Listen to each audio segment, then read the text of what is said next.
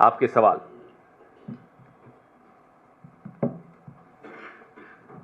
अभी एसआईआर को लेकर जो प्रक्रिया चल रही है उसमें अभी भी बहुत मुश्किलें हैं। 65 लाख वोटर जो है बाहर हैं। हालांकि चुनाव आयोग ने स्वीकार किया है कि आधार कार्ड के साथ वो लोगों के क्लेम एंड ऑब्जेक्शन लेंगे, लेकिन अभी भी बहुत सारे लोग हैं जो ड्राफ्ट लिस्ट में हैं।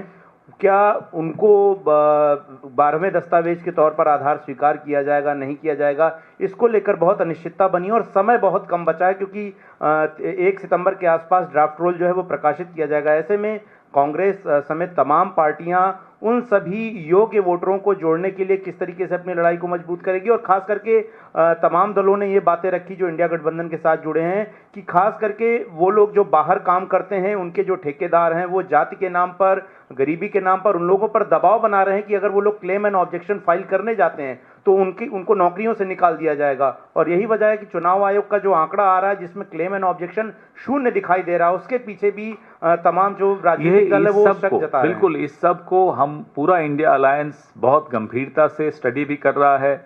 उनके सपोर्ट में जो भी हम कर सकते हैं हम तैयार हैं। ये यात्रा भी इसीलिए निकाली जा रही है कि लोगों में अवेयरनेस आए। और मैं तो चुनाव आयोग के अधिकारियों से भी आग्रह करूंगा, आपकी लंबी नौकरी है, किसी एक राजनीतिक दल के दबाव में इतने भी ना आ जाएं कि आपकी नौकरी खराब हो जाए।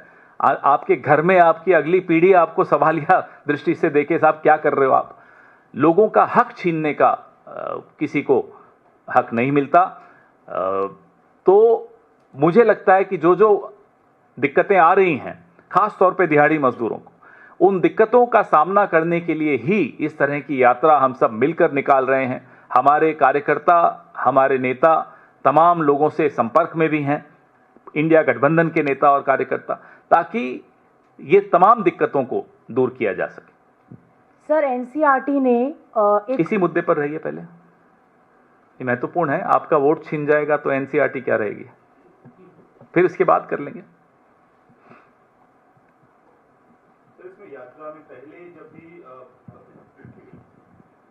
भारत जोड़ो यात्रा जब हुई तब हमने देखा कि जिन जिन राज्यों से वो होके गुजरी थी वहाँ पे प्रोमिनेंट पॉलिटिकल लीडर्स ज्वाइन किए थे। तो क्या बिहार में यात्रा के दौरान अलग अलग राजनीतिक दलों के नेता और खासतौर पे इंडिया गठबंधन के नेताओं की भागीदारी कैसी होगी? बिल्कुल है, आप आएंगे, कुछ तो सरप्राइज एलिमेंट रहने दीजिए, लेकिन तमाम हमारे जो वरिष्ठ नेता इंडिया अलायंस के बिहार से संबंधित हैं वो सब आएंगे, जुड़ेंगे और अपनी बात रखेंगे, लोगों की बात सुनेंगे, जैसा कि आपने भारत जोड़ो यात्रा में देखा। और खास तौर पे वोट के अधिकार को कैसे बचा के रखें, क्योंकि वोट का अधिकार तो पहला हमला है जो छीनने का, उसके बाद आपके जीवन का अधिकार, आपके अस्तित्व का अधिकार, आपकी पहचान, आपके लाभ योजनाओं से जो मिलते हैं, वो तमाम पर एक हमला बोला जा रहा है। उसको रोकने के लिए हमारे तमाम नेता संपर्क साधेंगे आम नागरिकों से, वोटरों से, लोगों से।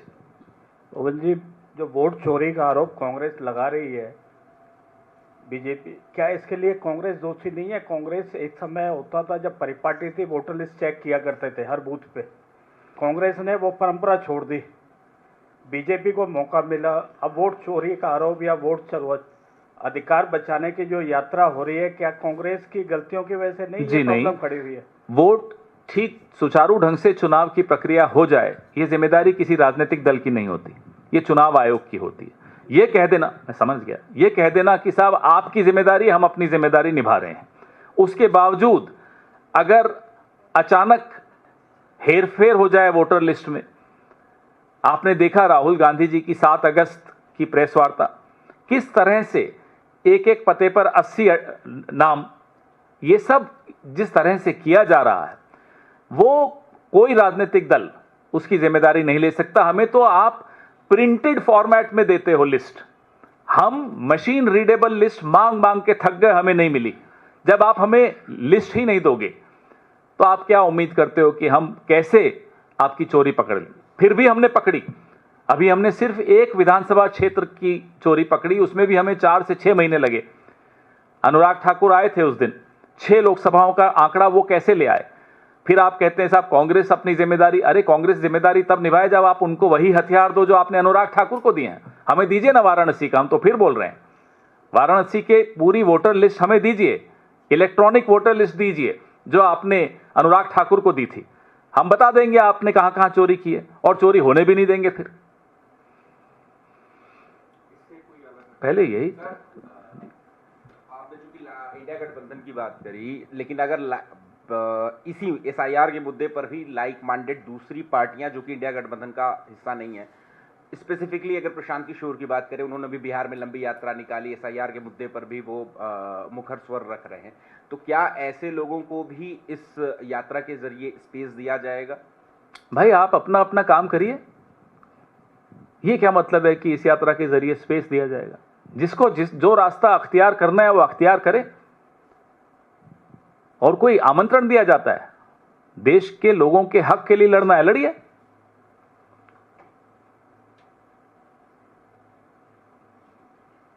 जी थैंक यू। जरूरी सवाल इसी के बारे में है? नहीं सर, इससे हट करें। सर दरअसल 14 अगस्त पार्टीशन हॉरर इस नाम से एक मॉड्यूल रिलीज की गई थी NCERT द्वारा, जिसमें sir partition culprits of partition कौन है इसको हाईलाइट किया गया था, जिसमें 3 एलिमेंट्स दिए गए हैं। पहला सर बताया गया है कि किस तरह से Jinnah demanded about partition, Congress accepted it and Mountbatten implemented it, ये मेंशन है। साथ ही साथ नेहरू जी का कोट भी दिया गया है, कहा गया है कि partition was bad but necessary to avoid civil war. ये उनके स्पीच 1938 मैंने तो देखा नहीं, इसलिए अगर आप नहीं खोल के रखिए मोबाइल, दिखाइए जरा मुझे क्या 1938 का जिक्र है। देखिए ना, 1937 मैं पूछ रहा हूं आपसे, 1938 डेट है या नहीं है? नहीं है। पार्टीशन के इतिहास में 1938 बहुत महत्वपूर्ण तारीख है। आप पूछिए क्यों है महत्वपूर्ण? तो गुजरात में साबरमती के किनारे हिंदू महासभा का राष्ट्रीय अधिवेशन हुआ था, जिसमें यह स्पष्ट तौर पे कहा गया था कि हिंदू और मुसलमान एक देश में नहीं रह सकते। 1938।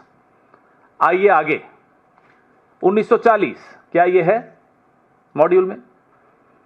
1940 में इसी जुगलबंदी को आगे बढ़ाते हुए लाहौर अधिवेशन में, मुस्लिम लीग के लाहौर अधिवेशन में जिन्ना ने यही बात दोहराई थी।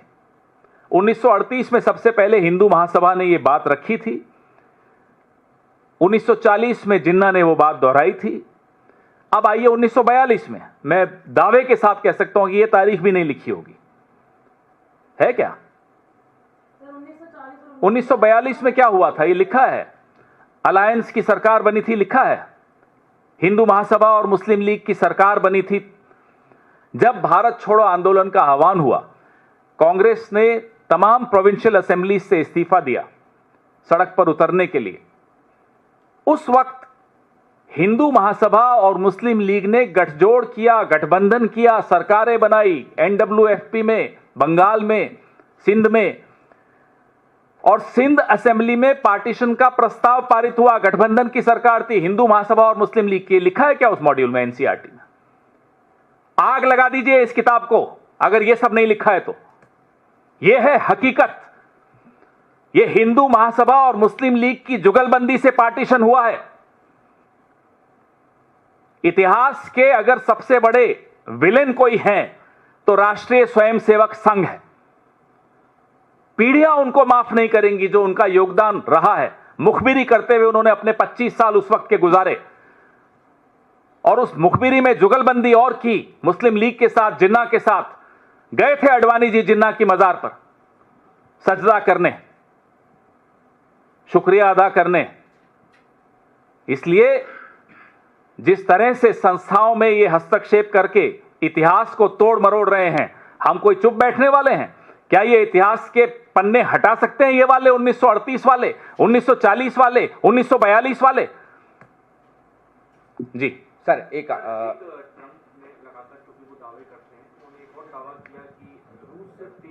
भारत ने बंद कर दिया, एक बड़ा ग्राहक उन्होंने खोला। अब भारत का जो अधिकृत जवाब आने दो, पहले अधिकृत जवाब आए कि बंद किया नहीं किया हमें तो मालूम भी। अब हमें तो सीज फायर की भी जानकारी ट्रंप से मिली, हमें थोड़ी, भारत ने थोड़ी बताया। भारत के प्रधानमंत्री ने तो भारत को नहीं बताया, भारत के विदेश मंत्री ने भारत को नहीं बताया, भारत के रक्षा मंत्री ने भारत को नहीं बताया।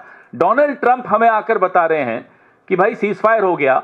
हम गूगल करके देख रहे हैं कि हमारा प्रधानमंत्री कोई डोनाल्ड ट्रंप तो नहीं बन गया। मालूम पड़ा नहीं बना, तो अब भी डोनाल्ड ट्रंप हमें बता रहे हैं कि साहब हमने रूस से तेल खरीदना बंद कर दिया। मुझे तो आपसे मालूम पड़ा, आपको डोनाल्ड ट्रंप से मालूम पड़ा, हो सकता है डोनाल्ड ट्रंप को रूस से मालूम पड़ा हो, हमें नहीं मालूम पड़ा। सर, उपराष्ट्रपति पद के चुनाव के लिए इंडिया गठबंधन या कांग्रेस की तरफ से कोई उम्मीदवार कब तक अनाउंस किया जाएगा, किसे अनाउंस किया जाएगा या अनाउंस भी किया जाएगा कि नहीं? धनखड़ साहब का पता चला कहां है? मिल नहीं रहे ना, सुना फोन भी नहीं उठाते। सही वक्त पे इसका भी जवाब देंगे। सर, एक सवाल, चूंकि राहुल गांधी की भविष्यवाणियों और आशंकाओं को लेकर कई बार ये हुआ कि उनकी बातें सच साबित हुई। 2016 में जीएसटी इम्प्लीमेंटेशन के वक्त उन्होंने कहा था कि जो स्लैब रेट है वो अनुचित है और जीएसटी एक ऐसी जटिल प्रक्रिया है जिसने भारत के व्यापारियों को मुश्किलों में डाला है। अब प्रधानमंत्री ने जो घोषणा की है कि अब स्लैब रेट जो है वो बदला जाएगा, हम तोहफा देंगे, तो उसके बाद फिर से राहुल गांधी की वो इस साल जो है बार ये 11वां साल है मोदी का। हर साल राहुल गांधी जी की एक बात सही साबित हुई, लगभग 1 दर्जन बातें उनकी सही साबित हुई।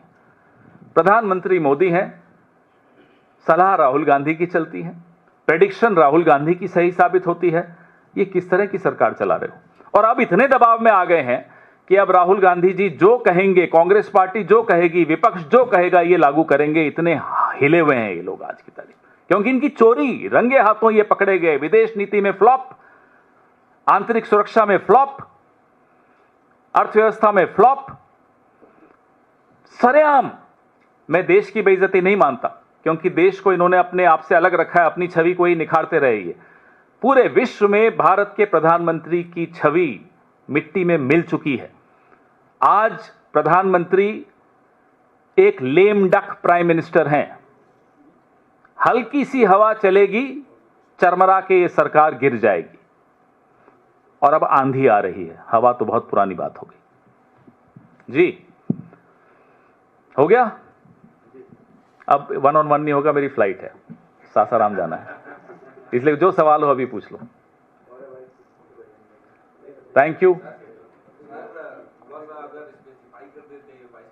अभी इतनी जल्दी क्या है? अभी तो वो लोग तय नहीं कर पा रहे उनका वाइस प्रेसिडेंट होगी, वो तय नहीं कर पा रहे हैं अभी। आरएसएस कुछ और चाहती है, नायडू जी कुछ और चाहते हैं, नीतीश बाबू चाहते हैं या नहीं चाहते हमें नहीं मालूम। बीजेपी में भी 2-3 अलग अलग ग्रुप्स बन चुके हैं। नड्डा जी कह रहे हैं कि भाई मेरे को आप कब तक एक्सटेंशन में रखो, मुझे भेज दो।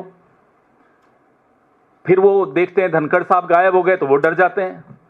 तो पहले उन्हें तो तय करने दीजिए क्या करने वाले हैं वो। प्रधानमंत्री ने कल आरएसएस को एनजीओ बताया, बड़ी तारीफ की, उसको लेकर कहाँ है रजिस्ट्रेशन सर्टिफिकेट? दिखाइए। एनजीओ का तो रजिस्ट्रेशन सर्टिफिकेट होता है, दिखाइए कहाँ है, कहाँ है खाते उनके, दिखाइए। भगवान इस समाज और इस देश को ऐसे एनजीओ से बचाए जिसने पहले 25 साल मुखबिरी करते हुए गुजारे, अगले 25 साल तिरंगे और संविधान का अपमान करते हुए गुजारे, उसके अगले 25 साल मंदिर और मस्जिद को लड़ाने में बिता दिए, और अब पिछले 25 साल दलितों, आदिवासियों, वंचितों, अल्पसंख्यकों, पिछड़ों के हक छीनने में निकाले। ऐसे एनजीओ को जितनी जल्दी हो सके बंद हो जाना चाहिए, और ये होगा। ये क्या कह रहे हैं कि आप चलाओ ये भाई, वो कह रहे हैं वीडियो अब ठीक ढंग से चलेगा। क्या है उसकी उपयोगिता? इस देश में सिर्फ वैमनस्य और नफरत पैदा करने के अलावा इस एनजीओ, तथाकथित एनजीओ ने किया क्या है? इतिहास इनका संदिग्ध रहा है। महात्मा गांधी की हत्या में इनकी संदिग्ध भूमिका, हर जगह आपको जहां लगेगा कि देश के खिलाफ कुछ हुआ है, आरएसएस की संदिग्ध भूमिका दिखेगी। राष्ट्रीय संदिग्ध संगठन चलाइए। लेकिन आप क्या कह रहे हैं कि अगर इंडिया गठबंधन की सरकार आएगी तो आरएसएस के खिलाफ? अरे रजिस्टर तो कराएं, दिखाएंगे हम, इनको रजिस्टर कराना पड़ेगा, और तब देखते हैं रजिस्ट्रेशन होगी या नहीं होगी, होने दी जाएगी या नहीं होने दी जाएगी। इस तरह की गतिविधियों में ये शामिल रहे। अरे आने दीजिए, अभी बहुत कुछ होगा, बहुत कुछ होगा। सारे जवाब आज ही चाहिए क्या आपको?